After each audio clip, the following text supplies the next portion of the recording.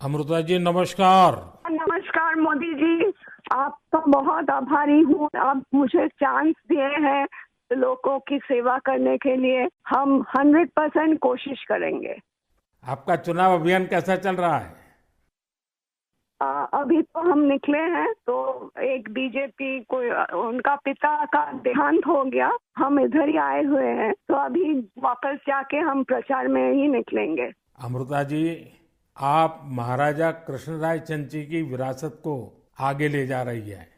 एक बात आपको हम शेयर करना चाहेंगे। हम क्या कह सकते हैं? जी जी जरूर, मुझे अच्छा लगेगा। ये जो महाराजा कृष्णचंद्र का हम फैमिली है तो उसका भी ये लोग विरोध कर रहे हैं। क्या बोल रहे हैं कि वो ब्रिटिश के साथ साथ दिया था, फिर वो मैंने हम लोगों को गद्दार समझते हैं। क्यों किया वो नहीं बोल रहा है। इतना जमीन दान किया, इतना सब लोगों के लिए किया, भलाई के लिए किया, वो सब नहीं बोल रहे हैं। लेकिन क्या बोल रहे हैं तो हम बोला कि क्यों किया ऐसा महाराजा कृष्णचंद्र।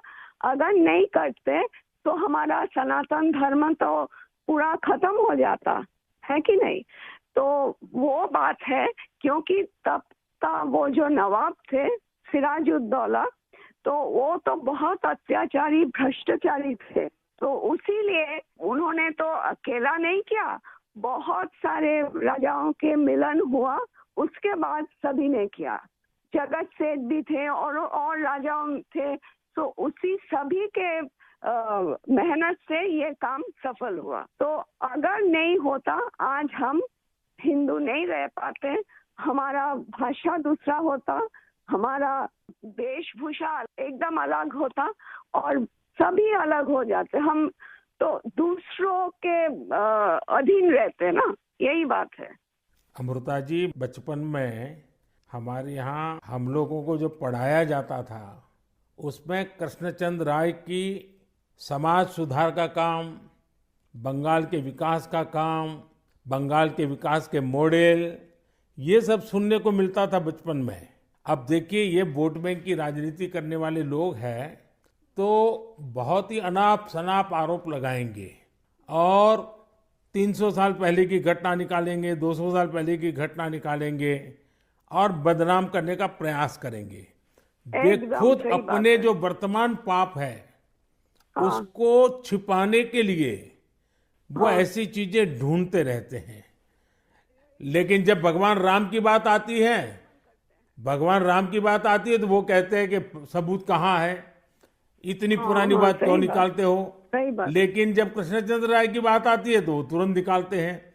तो इस प्रकार हाँ से उनके दोगलापन होता है और आपको हाँ। इसका बिल्कुल मन में प्रेशर नहीं लेना चाहिए। नहीं आपने नहीं, हम तो लेते भी बंगाल नहीं का है। उज्जवल भविष्य और आपका हाँ स्वयं का जीवन भी लोगों के लिए रहा है।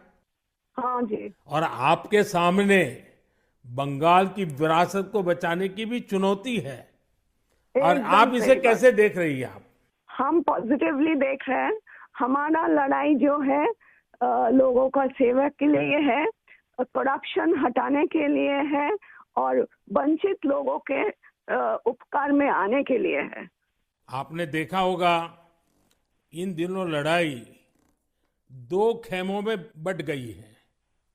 एकदम। एक हमारा खेमा है जो इस देश से भ्रष्टाचार को मिटाने के लिए कदम उठा रहा है, और दूसरा हमारे सामने वाला खेमा है वो भ्रष्टाचारियों को बचाने के लिए इकट्ठे होना, एक दूसरे को बचाने के लिए लड़ाई लड़ना, आरोप करना।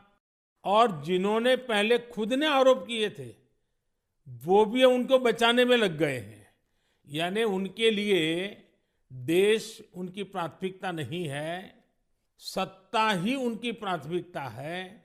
और इसलिए चुनाव में हमने भ्रष्टाचार मुक्त भारत बनाने के लिए लड़ना ही लड़ना है, क्योंकि हमारे देश के युवाओं का भविष्य उज्जवल बने, इसलिए भ्रष्टाचार से मुक्त देश होना ही चाहिए। आपको देखकर ही हम आए हैं।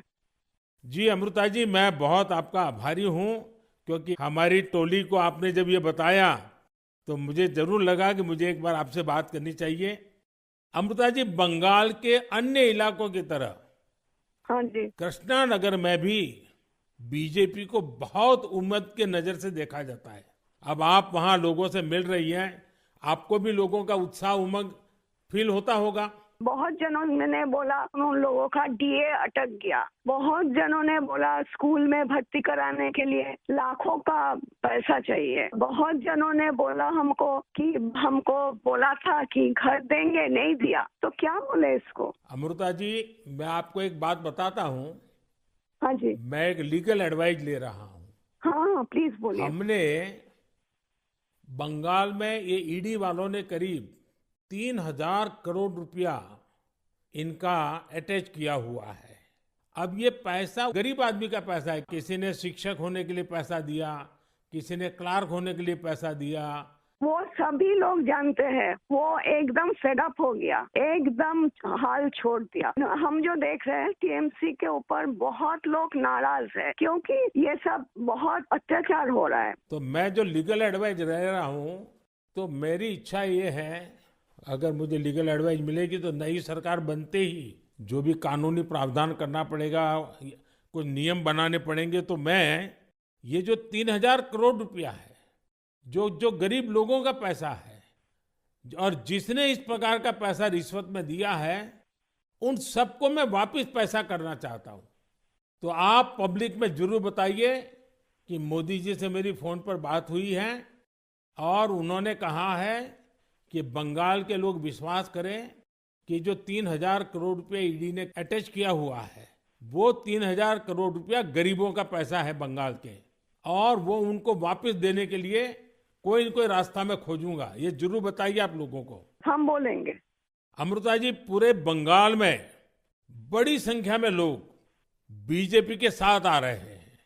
जब आप क्षेत्र के लोगों से बात करती है, वो क्या बात करते हैं? अपनी अपेक्षाएं आपको बताते हैं क्या? हाँ, बताते तो हैं। आपके कामों पे हमारा भरोसा है, ये सब बताते हैं।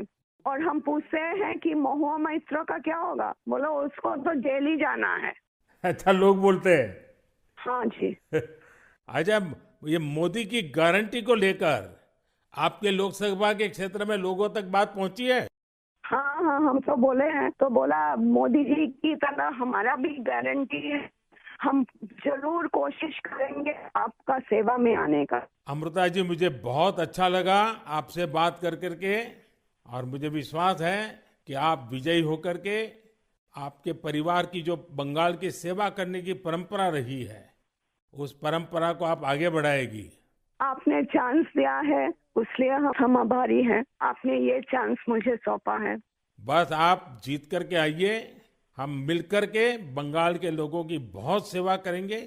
और आप भी जीतने के बाद पहले 100 दिन में कृष्णनगर में क्या करना है, उसका पूरा काम निकाल के रखिए। मैं पूरी तरह आपके साथ खड़ा रहूंगा, और उसमें से जो भी काम भारत सरकार को करने होंगे, वो तुरंत कराने का हम प्रयास करेंगे। आपका आशीर्वाद मुझे चाहिए बस। बस जनता का आशीर्वाद हम सबको चाहिए। जनता का आशीर्वाद ही हमारी सबसे बड़ी ताकत है। लेकिन आप मुझे गाइड करिए, ये हमारा रिक्वेस्ट है। नहीं, बिल्कुल हम संपर्क में रहेंगे, और मेरी आपको बहुत शुभकामनाएं हैं। बहुत बहुत धन्यवाद जी। नमस्कार।